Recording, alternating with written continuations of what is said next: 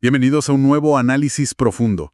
Y antes de sumergirnos en el tema de hoy, queremos comenzar deseando una bendición divina para el día y para toda la semana de cada persona que nos escucha. Así es. Que la luz y la paz acompañen siempre sus pasos. Ujú. Qué buena forma de empezar. ¿Sí? Y bueno, hablando precisamente de luz y de cómo preparamos nuestros espacios, la misión de este análisis no es simplemente repasar historia antigua, digamos, algo polvoriento. Claro, no es una clase de historia aburrida. Para nada. El objetivo de hoy es decodificar uno de los textos más detallados, meticulosos y, francamente, ritualísticos de toda la antigüedad. Y para eso tenemos material de primera. Exacto. Nos estamos basando en notas exegéticas y diagramas muy detallados de las Biblias de estudio Holman y NAA. Nos vamos a enfocar específicamente en el capítulo 29 de Éxodo, lectura misma de lo sagrado. Y fíjate que a primera vista, si alguien lee este capítulo así nomás, sin contexto, puede parecer un manual de instrucciones increíblemente denso. O sea, puras medidas y reglas. Sí, está lleno de medidas exactas, listas de materiales súper costosos, sacrificios de animales y reglas de purificación Estrictísimas. extremadamente estrictas.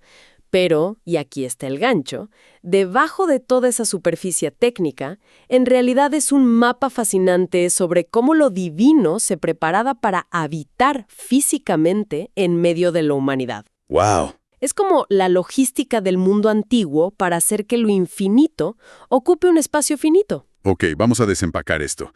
Empezando con la primera fase del antiguo ritual, que es el proceso de purificación y vestimenta. A ver, La primera instrucción que recibe Moisés es llevar a Aarón y a sus hijos a la puerta de la tienda del encuentro y lavarlos con agua. ujú, Y el detalle clave aquí, según las notas, es que esto no ocurre en la privacidad de una tienda cerrada. Se hace ahí mismo, en la entrada principal, a la vista de toda la comunidad. totalmente, a la vista. Y ese detalle público es fundamental. Este lavado inicial subraya la necesidad, digamos la necesidad absoluta de limpieza antes de acercarse a lo sagrado. Imagínate el contexto. Un campamento nómada. Exacto, un campamento en medio del desierto. El agua era un recurso invaluable. Usarla así no era solo para quitarse el polvo. Era simbólico. Era una demarcación visual. Le decía a toda la comunidad que estas personas estaban dejando atrás lo ordinario para entrar en una realidad completamente diferente. Claro, un reseteo total y visible. No podían entrar a ese espacio arrastrando la arena de la vida cotidiana. Para nada. Y después de ese lavado viene el cambio de vestuario, que de verdad, leyendo las fuentes, es de un nivel de detalle asombroso. Las telas, los colores. Sí, las notas de estudio enumeran un guardarropa que requiere un nivel de artesanía tremendo. Tenemos la túnica, luego el manto del efod y el efod mismo. Que era como un delantal muy elaborado, ¿no? Ajá, ricamente bordado con oro, azul, púrpura. Y sobre el pecho, el pectoral. Con las piedras preciosas. Exacto, 12 piedras, cada una representando una tribu de Israel. Literalmente, el sacerdote llevaba el peso de toda la comunidad sobre su corazón. Y para coronar todo esto, llevaban un turbante o mitra. Las notas de la Biblia Holman destacan algo muy específico aquí. Sobre ese turbante iba una lámina de oro puro. Y la traducción literal de lo que decía esa inscripción es una corona de santidad. Corona de santidad. ¿Sí? Y después de una corona venía el aceite. Se derramaba el aceite de la unción directamente sobre la cabeza de Aarón.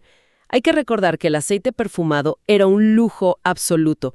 Y este acto de ungir marcaba una separación ya definitiva. Si cerramos los ojos, es una experiencia súper sensorial. El oro brillando bajo el sol del desierto, los colores vivos, el olor del aceite aromático. Lo fascinante aquí es cómo la ropa y la preparación física pueden transformar por completo la mentalidad y el rol de una persona. Como un uniforme moderno. Exactamente. Es un principio psicológico que todavía vemos hoy. Piensa en un juez que se pone la toga negra o un cirujano lavándose las manos con ese protocolo tan riguroso antes de ponerse el traje quirúrgico. Le dice a la persona que ya no está actuando por sí misma. Exacto. Le dice al individuo que ahora representa algo mucho más grande. Para Aarón, el peso de esas piedras y el olor del aceite eran recordatorios constantes de su responsabilidad. Y esa transición del ordinario a lo extraordinario nos lleva a la siguiente fase, que es, bueno, bastante visceral y clínica. Los sacrificios. La secuencia de sacrificios y la transferencia de culpa. El primer animal es un novillo, ofrenda por el pecado. Moisés recibe la instrucción de que Aarón y sus hijos deben poner sus manos sobre la cabeza del animal. Ujú. Y las notas exegéticas aclaran que no es un toque ceremonial ligerito. No, no. Tenían que apoyarse con fuerza, poner todo su peso sobre el animal. Y ese contacto físico pesado es vital en la cosmovisión de ellos. Es un acto de transferencia literal. En otras culturas antiguas, los sacrificios eran para alimentar a los dioses, ¿verdad? Como para mantenerlos contentos. Exacto, aplacarlos para que no mandaran plagas. Pero aquí el enfoque es radicalmente distinto. Lo divino no tiene hambre. El problema es la culpa humana acumulada. El novillo asume esa culpa como sustituto. Es en reconocimiento de que, aunque estén lavados y huelan a aceite caro, siguen siendo humanos falibles. Así es. Necesitaban redención antes de mediar por la comunidad. Lo cual tiene todo el sentido. Y luego traen un primer carnero. Este se ofrece como holocausto. Y a diferencia de otras ofrendas donde se comía en una parte, este carnero se quema por completo en el altar. Todo se consume. Todo. Y el texto lo llama un aroma agradable.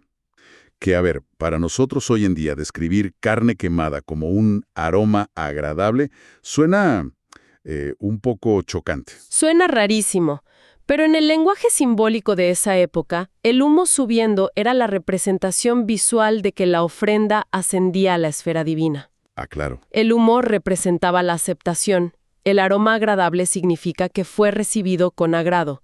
Y el hecho de quemarlo por completo representaba la entrega total de los sacerdotes. No se guardaban nada. Su vida, su energía, debía ser consumida enteramente en el servicio. Y aquí es donde se pone realmente interesante. A ver, Porque si esa entrega total ya sonaba intensa, el siguiente paso es loquísimo. Tienen un segundo carnero, el carnero de la consagración.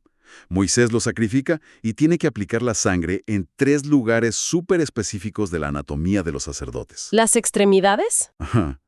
En el lóbulo de la oreja derecha, en el pulgar de la mano derecha y en el dedo gordo del pie derecho. Es una de las imágenes más peculiares de todo el texto, pero tiene un simbolismo profundo. Las notas nos explican 2 cosas fundamentales sobre esto. A ver, Primero, en el antiguo Medio Oriente, el lado derecho era universalmente el lado del honor y del poder. ok. Y segundo, estas 3 partes son un mapa simbólico del comportamiento. Ah, claro. Porque al poner sangre en la oreja derecha, consagran lo que escuchan. Exacto. En una cultura oral, significa afinar la atención a la voz divina y filtrar lo corrupto, Y luego, el pulgar de la mano derecha. que son sus acciones, su labor física, todo lo que tocan y construyen. Y finalmente, el pie. El dedo gordo del pie derecho.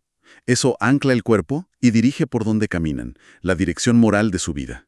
Es una visión holística impresionante. Totalmente. Significa que ninguna fracción de la experiencia humana, desde lo que entra por los oídos, lo que hacen con las manos, hasta dónde caminan, queda fuera de este compromiso. Es una dedicación de pies a cabeza. Y para sellar todo esto, rocían una mezcla de sangre y aceite sobre las vestiduras. Santificando también su rol público, no solo su cuerpo físico, todo su ser quedaba apartado. Es un panorama exhaustivo de la preparación personal. Pero hablemos del espacio, porque la arquitectura de lo sagrado que detallan estas fuentes es de otro nivel. Las medidas son impresionantes. Para dar contexto a nuestra audiencia, miremos los diagramas de la Biblia NDEA. Imagínense caminar por el desierto y toparse con este inmenso atrio móvil. Las notas dicen que medía 46 metros de largo por 23 de ancho, ¡Wow! 1045 metros cuadrados. Era un mueble prefabricado gigante. Para visualizarlo mejor hoy en día, eso es como la mitad de un campo de fútbol profesional. Y no era una cerca rústica. Todo el perímetro tenía 60 pilares de madera pesada, anclados en bases de bronce y unidos con ganchos de plata pura. Y entre los pilares, cortinas de lino fino blanco. Una barrera visual inquebrantable. Al entrar, lo primero que dominaba la vista era el inmenso altar de bronce. 2.3 metros cuadrados, madera recubierta de bronce para soportar el fuego, con 4 cuernos en las esquinas. El lugar de los sacrificios constantes. Exacto. Y un poco más allá, esa gran fuente o vacía de bronce para los lavados ceremoniales. Si conectamos esto con un panorama más amplio, vemos que esta arquitectura guiaba una progresión de santidad muy intencional. Como zonas de seguridad. Exacto, como círculos concéntricos. Cada vez exigen mayor pureza a medida que te acercas al centro. Y esa progresión se refleja en los materiales y en la luz.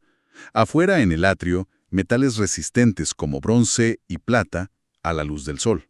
Pero al avanzar, Al entrar al lugar santo, la luz del sol desaparecía. La única luz era el candelabro de oro macizo. Los muebles, como la mesa y el altar del incienso, ya no eran de bronce, eran de oro puro. el olor cambiaba, ¿no? Totalmente. Del olor a carne asada al humo aromático del incienso. Y luego llegabas a la frontera final. El velo. Ese velo grueso que separaba el lugar santísimo. Y según las dimensiones en los diagramas, no era una habitación rectangular. Era una sala cúbica perfecta, 4.6 metros por lado. Y en la iconografía antigua, un cubo perfecto era rarísimo. Simbolizaba la perfección absoluta, la simetría divina inalterable. Y adentro solo estaba el Arca de la Alianza. Y ahí es donde ocurría la teofanía, la presencia divina manifestada en esa nube luminosa. Toda esta maravilla arquitectónica llevaba a la mente humana desde lo caótico y terrenal hasta esa perfección absoluta. Pero, y esto es clave, todo este esfuerzo monumental no era para un evento de un solo día. No, el capítulo 29 establece una rutina implacable. Un mandato perpetuo, el sacrificio diario de 2 corderos, uno en la mañana, otro al atardecer, todos los días, acompañados de harina fina, aceite y una libación de vino. Este mandato continuo es una gran lección de las fuentes. Garantizaba el mantenimiento constante de la comunión. Sostener una relación o un espacio sagrado requiere esfuerzo diario. No basta con la inauguración espectacular. Exacto. La conexión sobrevive por esas acciones fieles de cada mañana y cada tarde. Es la dedicación en lo rutinario lo que mantiene el fuego ardiendo. Entonces, ¿qué significa todo esto? Después de analizar los lavados, el lino fino, la sangre en la oreja, el pulgar y el pie, y esa disciplina diaria, necesitamos llegar al núcleo. Al porqué de todo. Exacto. Y las fuentes nos dirigen a los versículos finales del capítulo, del 43 al 46. Que son el clímax de toda esta revelación. Después de tantos detalles técnicos, el texto revela que todo este sistema no es para apaciguar a un ser distante, no era para sobornar a la divinidad para que lloviera o para ganar guerras como hacían las naciones vecinas. Claro. El propósito central era la cercanía. Dios declara: habitaré en medio de los hijos de Israel. Habitaré en medio de ellos. Esa frase cambia todo. El bronce, la plata, el oro, el incienso. Todo era preparar una habitación para recibir a un invitado que deseaba profundamente mudarse a vivir en el vecindario con ellos. Exacto. Y las notas de la Biblia Holman señalan un detalle teológico profundo ahí. El propósito mismo de sacarlos de Egipto no fue solo darles libertad política a un territorio. Fueron liberados de la esclavitud precisamente para que lo divino pudiera habitar entre ellos y establecer esta relación. La libertad era solo el medio. Así es. La relación íntima en ese espacio sagrado era el fin supremo del Éxodo. Fascinante.